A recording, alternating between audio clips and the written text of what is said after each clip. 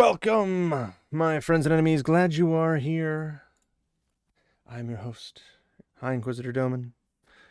And this is a bit late to the punch, admittedly, due to the fact that I just couldn't get to it because I had other things to do, and it kind of slipped under the radar. However, I feel like it's pretty relevant into the grand scheme of things today in this day and age. So I figured, why not? We can cover it. Why not? So, for those of you who are into the Souls-like gaming world, Code Vein's been out for a while, and Code Vein 2 had recently come out, I believe, in January. And it's now February, so I'm a little behind, admittedly. So, what is it about Code Vein 2 that stirred up the controversy? Well, point blankly, it's Bandai Namco. Notoriously not my favorite studio. And notoriously not most people's favorite studio for a lot of really stupid, shady things they've done. We get it. I mean, companies, they're shady all the time, right? Like, what else is new? Well, they're a different creature. But despite them being Bandai Namco and being, well, what you would consider normally to be trash, they've made some decent games back in the olden days. And they might even have a couple now that are moderately good, right? But all in all, they don't have a good reputation. And here recently, we had a little bit of a censorship thing.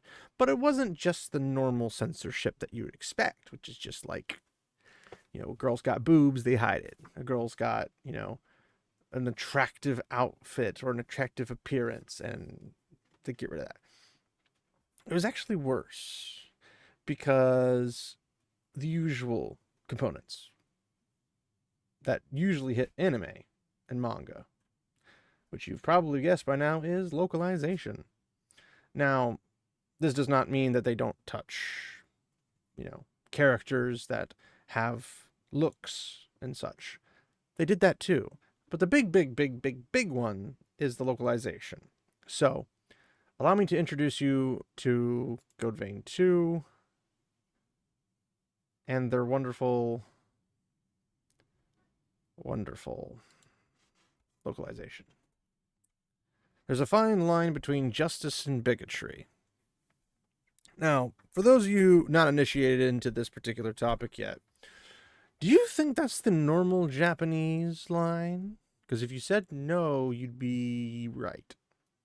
That's not the normal one. So, what is the actual Japanese rendition? There's a fine line between justice and bigotry actually directly translates to fine line between justice and madness. Now, for anybody who believes that bigotry equals madness, by definition will see nothing wrong with this. And is that okay? No. Because contextually, it doesn't make sense. You're in a Dark Souls type game, or a Souls-like as the actual genre term is considered. What would there be of bigotry in a Souls-like game? There'd be literally none, because the whole purpose of the entire genre is you lose and die repeatedly over and over again and have incredibly difficult challenges. They're not there to bring moral components to the question, because the whole thing's a question. If you've ever played Dark Souls, Elden Ring, etc., the moral question isn't, should I kill the bad guy, should I not kill the bad guy? Well, the bad guy just happens to be a girl, so if I attack her, it's bigotry. No, that's not how that works. It is, they are bad, they're between me and my goal, they have to die. That's how Elden Ring and Dark Souls games work. That's how Souls games work, in general. Like, that's just how they work. So saying something like, oh, it's bigotry. Well, bigotry holds very particular connotations in the modern usage. Madness is not one of them. Madness is a sense of not seeing things clearly. It's deliberately hidden from you, whether on your part or someone else's part. Someone can make you go mad. It's like insanity. bigotry and insanity are not the same thing. Bigotry is very much aimed and fired. You feel a particular way about somebody else, regardless of whatever the reason is. You feel that way, and you feel disgusted, or you feel very icky or something about whatever it is that they are. Madness doesn't do that. Madness is very much of a thing where someone goes crazy. Or as the kids these days like to say, cray cray. Or was that like the last generation? I don't remember. I can't keep up. But essentially, you have people who want to take justice and madness. So, if you were to look for a plot point that relates justice and madness versus justice and bigotry, I'll give them to you. Justice and bigotry is like when you fit a story, let's put it in a fantasy realm, and the princess is coming up to the king's court, and the minister of defense, the minister of commerce, and all the different ministers are there. And she's come to petition her father to open a new business in town because the women are looking for something more, particularly aimed at women. And when she approaches and blows the spiel and says, hey, here's the thought, the Minister of Commerce speaks up and says, that's not viable because women don't buy things. Their husbands buy things. And we need to aim the commerce at the men who have the money because women aren't allowed to spend the money due to the kingdom rules. And she's like, that's bigotry. And then she goes on this grandstand spiel of how much she doesn't like this and how the patriarchy's a problem and blah, blah, blah, blah, and goes on and on and on. And she's just declaring the Minister of Commerce as a bigot, right? That's justice and bigotry, right? She thinks that justice is letting women buy things, specifically the pink things, as they call it, for the pink tax and all that jazz. And the Minister of Commerce says, no, but that's not how our rules work. That's not how this is allowed to work. And she's arguing not necessarily from a solid foundation of intellect and good argumentation and philosophy. She's arguing mostly from emotion. But regardless of whether she's from emotion or philosophy, the point is that's how you insert bigotry into a story. It doesn't really fit in a Souls-like game. If you did, you really forced it in there. Like, really forced it in there. Now let's go to justice and madness. Right?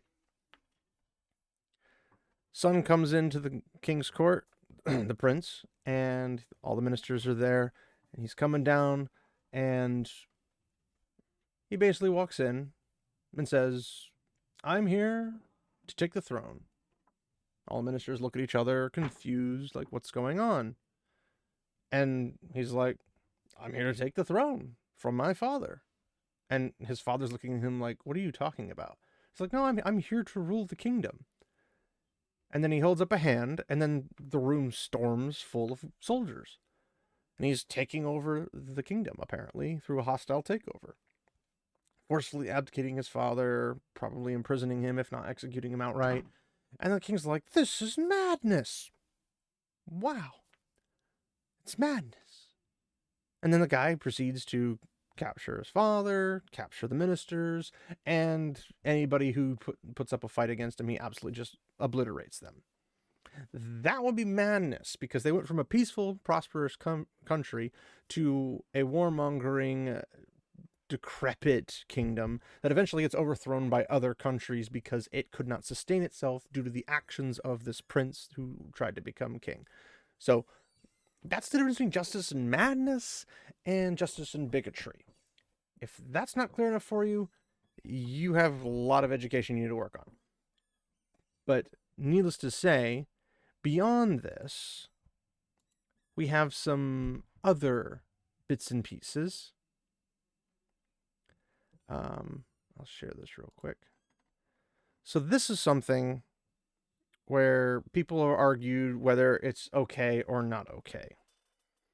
Now, I found this to be a little weird because Code Vein 1 on the left and Code Vein 2 on the right, the picture. Now, if you're in favor or not in favor of characters having sexual representation or whatever is completely irrelevant to this conversation. I just want to throw that out there. If the gooner's going to goon, the anti-gooners are going to anti-goon is irrelevant to this. The point is one on the left is a particular way, and the one on the right is a different particular way. This is a deliberate thing because obviously somebody cared on the left and somebody really cared on the right. This is the nature of things, right? So, that being said, we also have other aspects. If I can make it shrink. There we go.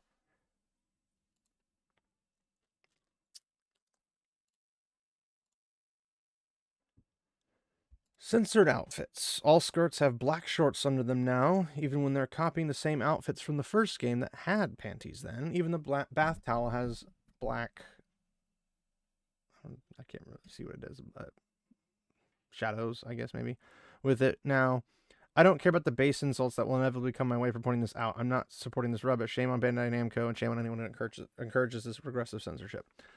And then it goes over and shows body sliders of... I'm assuming boob sliders and whatnot.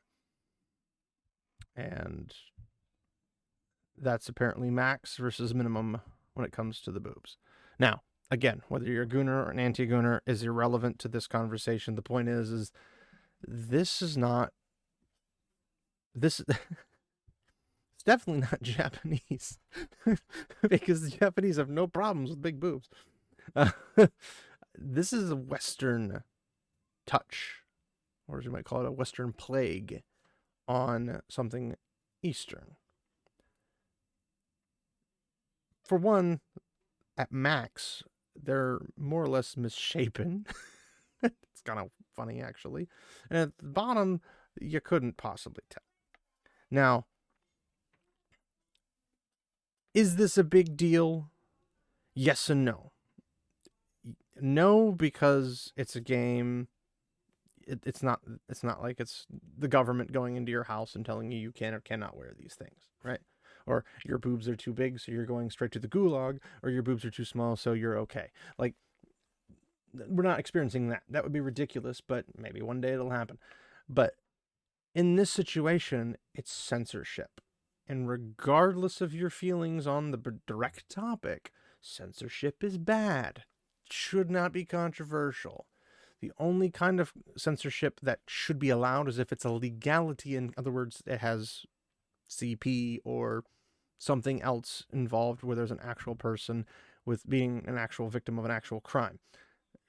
That's going to be that case, but it shouldn't be in the game or whatever to begin with if that's the case. But when it comes to just normal stuff, like a body slider for a character so you can create your own custom character, this is just censorship. Because somebody got their fifis hurt in the Bandai Namco, probably the Western side, the English or American speaking side of Bandai Namco. So, other things that have happened in this particular instance has been the problem of the gender correction, if you will. So the gender correction has been something where you have body type A, body type B.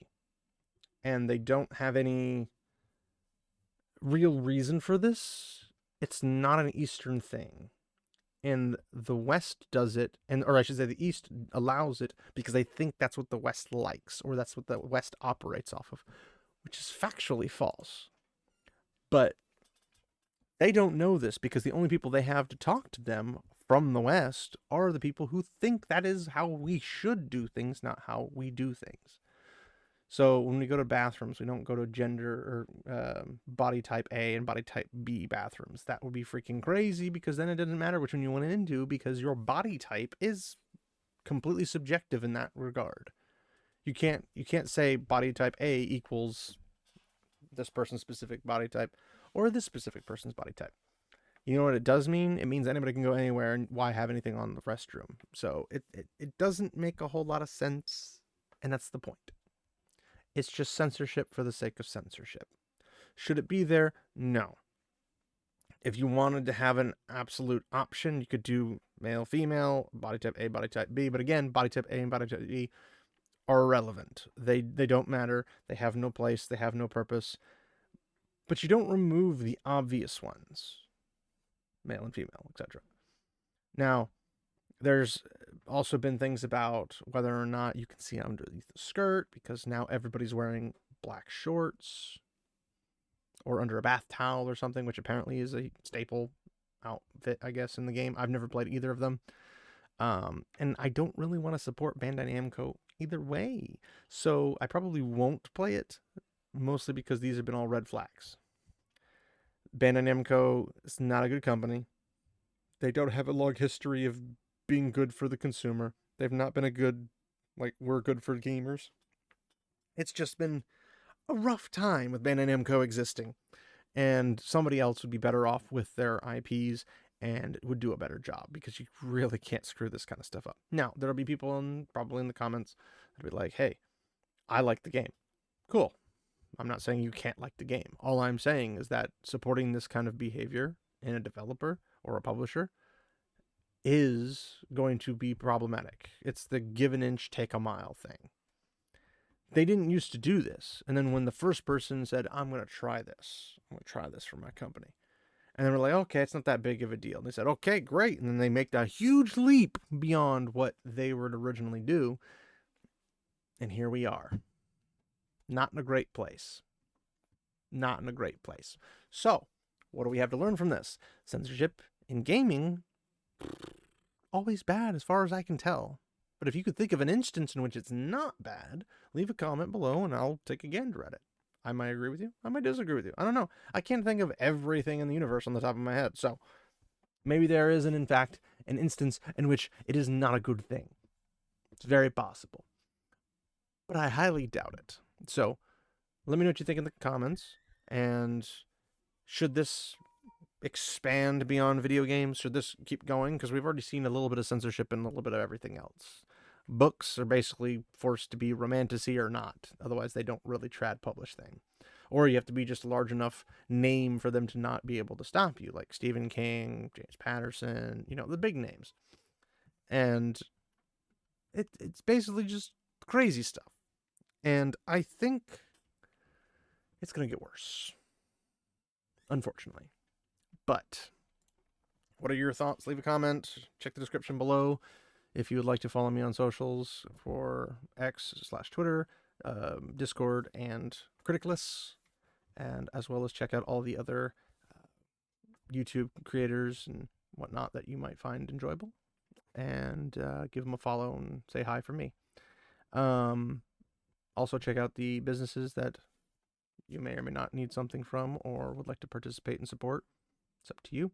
But once again, thanks everybody for sticking around. And remember, my friends, walk in the light.